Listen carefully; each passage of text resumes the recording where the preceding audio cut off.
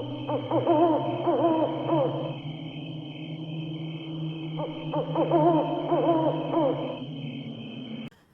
वालेकुम लिसनर्स, मैं हूं आप लोगों की होस्ट नौशीन, और नौशीन अपने चैनल पर अपने सभी लिसनर्स को वेलकम कहती है। लिसनर्स, कैसे हैं आप सब और मेरे चैनल की खौफनाक कहानियों को कितना एंजॉय करते हैं? अपना फीडबैक मुझे ज़रूर दें।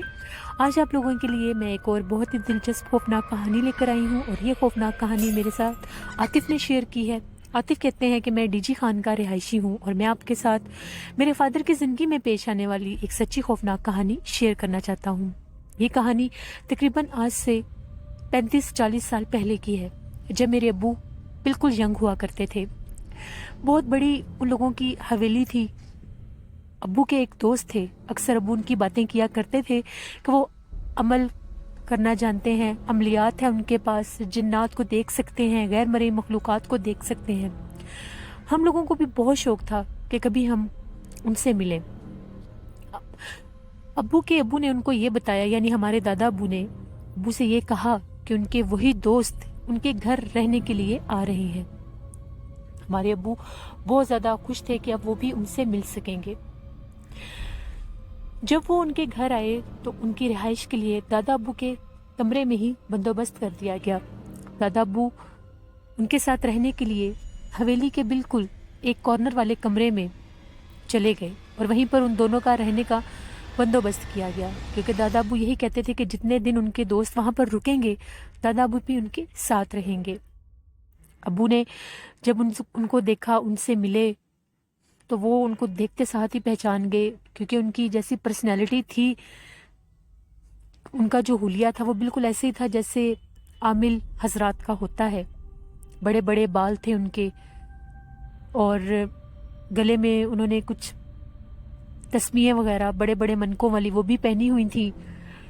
उनको देखकर ही महसूस होता था कि वो कोई नॉर्मल पर्सनैलिटी नहीं है। उस दौर में जब वो उनके घर आए, सर्दी का मौसम था, धुंध थी, शाम का टाइम था।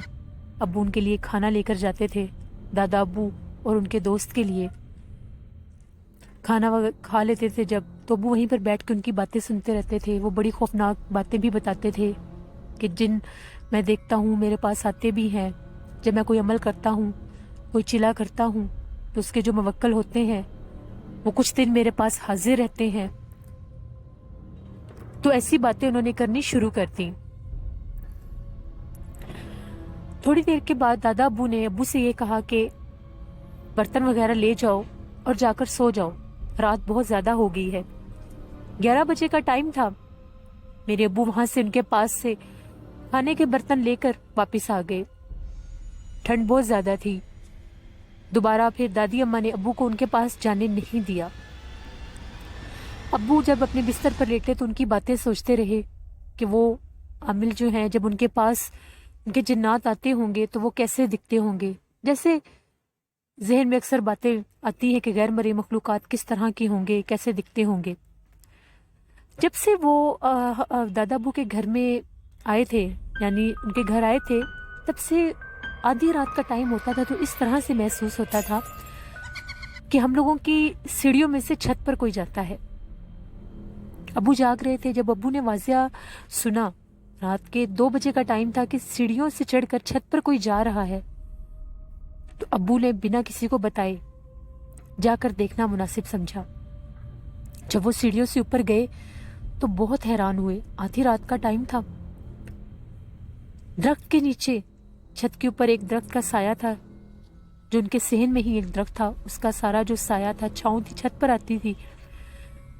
वहां पर दादा अब्बू के वो दोस्त आग जलाकर बैठे हुए थे और कुछ पढ़ रहे थे, और उनके इर्द गिर्द परछाइयां घूम रही थी।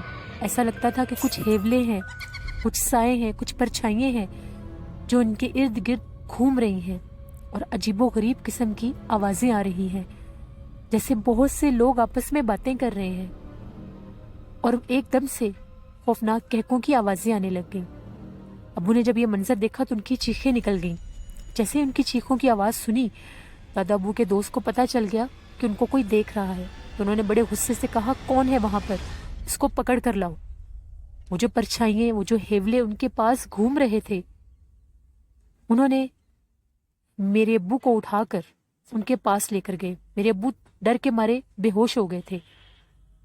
जब दादा अब्बू के दोस्त ने देखा कि ये तो इनके बेटे हैं, तो वो फौरन उन्होंने उनके ऊपर कोई दम किया, तो अब्बू को होश आ गया। अब्बू बहुत डरे हुए थे और अब्बू ने कहा कि मैंने इधर आपके पास कुछ परछाइयाँ और कुछ साए देखे थे, उनकी आवाज़ें बहुत खौफनाक थी, मैं इसलिए डर गया था। उन्होंने मेरे अब्बू से ये कहा कि किसी को भी इस बात का नहीं बताना, चलो हम नीचे चलते हैं। जब वो लोग नीचे आए, मेरे अब्बू को बहुत सा बुखार था। अगले दिन अब्बू ने दादा अब्बू और दादी अम्मा को सारी बात बता दी। दादा अब्बू ने अपने दोस्त से पूछा कि आपने ऐसा क्यों किया है, आप इधर हमारे घर में कौन सा अमल कर रहे हैं? तो उनका ये कहना था कि मैं चांद की तारीखों के साथ कोई अमल करता हूँ और चांद की वही मखसूस तारीखें थी, इसलिए मैं वो अमल रोक नहीं सकता था, मगर आपके बेटे ने मेरा वो अमल ख़राब कर दिया। अब आप उसको समझाएं कि मेरे काम में दखल ना दे। दादा अब्बू अब उनको मना भी नहीं कर सकते थे कि आप यहाँ से चले जाएं, क्योंकि वो उनके बहुत पुराने दोस्त थे। लेकिन दादा अब्बू नहीं जानते थे कि वो किस किस्म का अमल हम लोगों के घर में कर रहे हैं। उस रात के बाद मैं बहुत डर गया था और मेरा बिल्कुल भी वहां जाने को, उस तरफ जाने को दिल नहीं करता था। जिस रात मैंने वो परछाइयाँ देखी थी, वो परछाइयाँ मुझे हर जगह पर नजर आने लग गई। मैं बरामदे में अपनी अम्मी के पास बैठा था तो मुझे इस तरह से महसूस हो रहा था कि पर्दे से मुझे कोई झांक कर देखता है। तो मैंने अम्मी को कहा कि वहां कोई झांक कर देख रहा है, सफेद रंग के लिबास में मुझे कोई झांक कर बार बार देख रहा है। जब अम्मी ने उस तरफ देखा तो उन्हें कोई चीज नजर नहीं आई। उन्होंने यही कहा कि तुम डर गए हो। मैं वाकई ही बहुत ज्यादा खौफजदा हो गया था। मेरे दिल में जो ख्वाहिश थी गैर बरी मखलूकात को देखने की, वो एक खौफ में बदल गई थी। मैं सोच भी नहीं सकता था कि मेरे सामने दोबारा से वो परछाइयाँ या हेवले आए। मेरे कानों में अक्सर वही खौफनाक आवाजें भी आने लग गई थी। एक दिन ऐसा हुआ, अभी दादा अब्बू के दोस्त वापस नहीं गए थे, उन्हें कुछ सामान खरीदना था, तो वो दादा अब्बू के साथ बाजार गए। दादा अब्बू ने यह बताया कि हम दोनों बाजार जा रहे हैं, थोड़ी देर तक हम लोग आ जाएंगे। दादी अम्मा सेहन में काम कर रही थी, तो उनको इस तरह से महसूस हुआ कि उसी कमरे से दादा अब्बू की आवाजें आ रही हैं और दादा अब्बू बुला रहे हैं किसी को। दादी अम्मा ने दरवाजे के बाहर पूछकर कहा कि आप किसको बुला रहे हैं? फिर अंदर से ऐसी आवाज आई जैसे दादा अब्बू मुझे बुला रहे हैं। मेरा नाम, मेरे अब्बू का नाम उन्होंने लिया। दादी अम्मा ने फौरन अब्बू से कहा कि जाकर बात सुनो अपने अब्बू की। जब वो उस कमरे के पास डरते डरते गए तो अंदर से दादा अब्बू की आवाजें आ रही थीं। उन्हें यही लगा कि हो सकता है वो बाजार ना गए हों, अभी अंदर ही बैठे हों। जब उन्होंने दरवाजा खोला तो वहां पर कोई भी नहीं था। उनकी हैरत की कोई इंतहा नहीं रही कि अभी तो यहाँ से आवाजें आ रही थी, कमरा तो खाली है, कमरे में कोई भी नहीं है। वहां पर एक बल्ब जल रहा था और उस कोने में ऐसा महसूस हुआ जैसे कोई खड़ा है। अब्बू ने जब देखा कि वहां पर कोई खड़ा है, उसका चेहरा नजर नहीं आ रहा था मगर उसकी आंखें चमक रही थी। अब्बू ने फिर जोर से चीख मारी तो दादी अम्मा भागती हुई आई। उन्होंने कहा कि यहाँ पर अब्बू नहीं है, यहाँ पर तो कोई और खड़ा है। फिर दादी अम्मा फौरन मेरे अब्बू को वहां से बाहर ले आई। अब दादी अम्मा ने दादा अब्बू से ये कहा कि इनको जितनी जल्दी होता है यहाँ से भेज दें। जिस दिन के ये आए हैं हमारे घर में अजीबोगरीब वाकयात शुरू हो गए हैं। आप घर में नहीं भी होते तो आपकी आवाजों में हमें कोई बुलाता है। जब हम वहां पर जाकर देखते हैं तो कोई भी नहीं होता। कभी ऐसा लगता है कि कमरे में कोई खड़ा है, कभी ऐसा लगता है कि बरामदे से कोई झांक रहा है। आप बराए मेहरबानी इनको यहाँ से भेज दें। दादा अब्बू भी काफी ज्यादा परेशान हो गए थे, क्योंकि दादा अब्बू कहते हैं कि जब मैं रात के टाइम सोता हूँ तो 1 से 2 दफा मेरी आंख खुली तो मुझे ऐसा महसूस हुआ कि मेरे बिस्तर के पास जैसे कोई खड़ा होता है और मेरे गौर करने पर वो चीज गायब हो जाती है।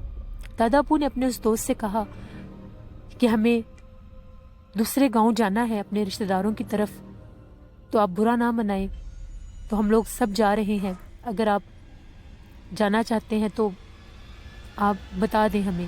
तो उनका ये कहना था, मैं सब जानता हूँ, तुम लोग कहीं भी नहीं जा रहे, बल्कि तुम लोग तो इस बात से परेशान हो کہ تمہارا بیٹا بیمار ہو گیا ہے، اس کو وہ چیزیں نظر آتی ہیں، اس نے میرا عمل خراب کیا تھا، اس وجہ سے اس کو وہ چیزیں نظر آتی ہیں، لیکن جب تک میں اب ان چیزوں کو کنٹرول نہیں کروں گا میں یہاں سے نہیں جا سکتا۔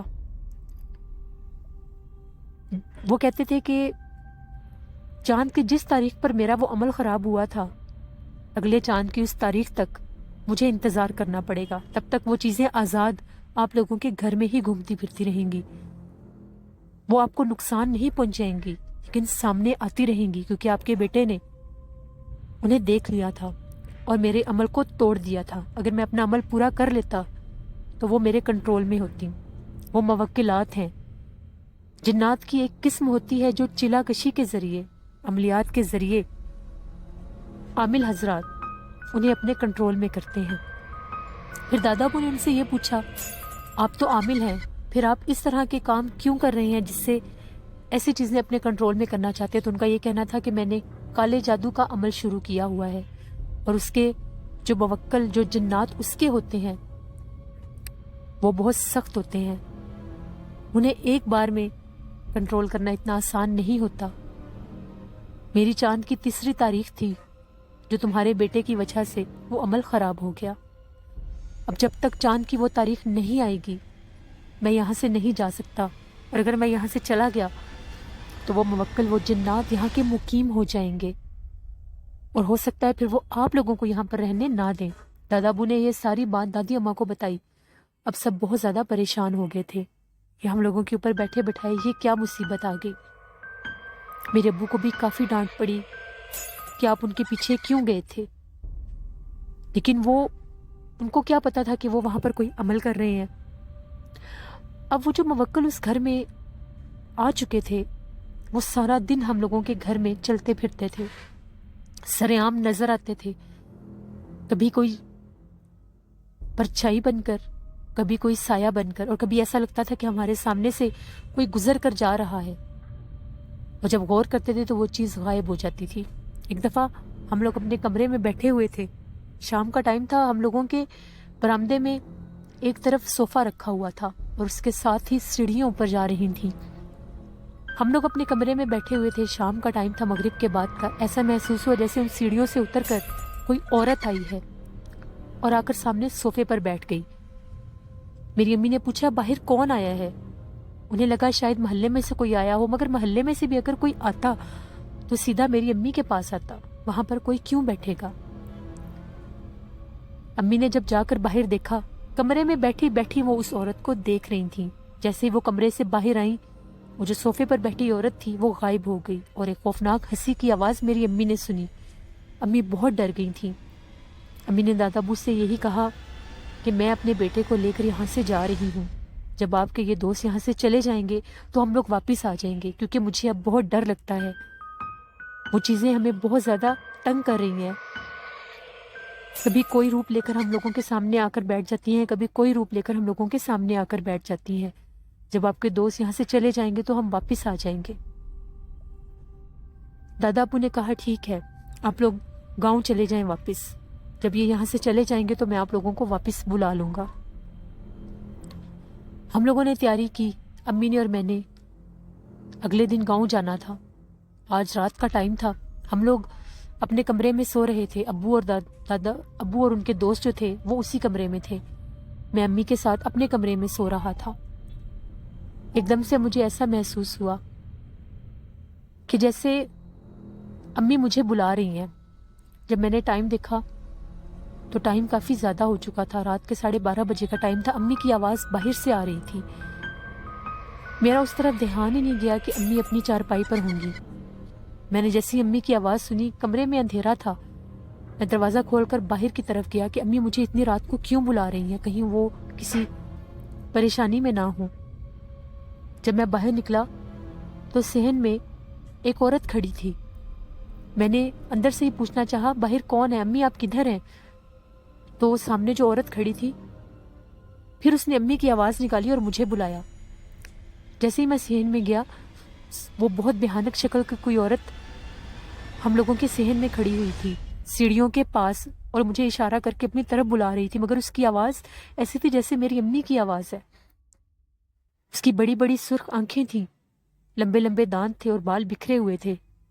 जब मेरी उस पर नज़र पड़ी तो मैं भागता हुआ अपने कमरे में आया। मुझे भागता देखकर मेरी आवाज़ें सुनकर अम्मी जाग गई। अम्मी ने पूछा कि क्या हुआ है। मैंने अम्मी को बताया कि भी आपकी आवाज़ में मुझे कोई बुला रहा था। फिर हमारे सहन में से खौफनाक आवाज़ें आने लग गईं। सारी रात हमें वो मुवक्किलात, वो जिन्नात डराते रहे। अगले दिन अम्मी और मैं गांव चले गए। मैं बहुत डरता था। तकरीबन 15-20 दिन के बाद दादा अबू गांव आए और उन्होंने यही कहा कि उनके दोस्त जा चुके हैं। चांद की उस मखसूस तारीख पर अपना अमल पूरा करके वो वहां से चले गए। अब हम लोगों के घर में कोई चीज़ नहीं है। मगर अब्बू का ये कहना था कि जब तुम लोग चले गए थे तो तुम लोगों की आवाज़ें मैं सुनता था। मुझे ऐसा लगता था जैसे घर में तुम लोग हो। तुम लोगों की आवाज़ों में वो मुवक्किलात आपस में बातें करते थे। 1 से 2 दफ़ा मुझे भी बुलाया उन्होंने, पर मेरे दोस्त ने मुझे मना कर दिया था कि किसी बात पर गौर नहीं करना, किसी आवाज़ पर ध्यान नहीं देना।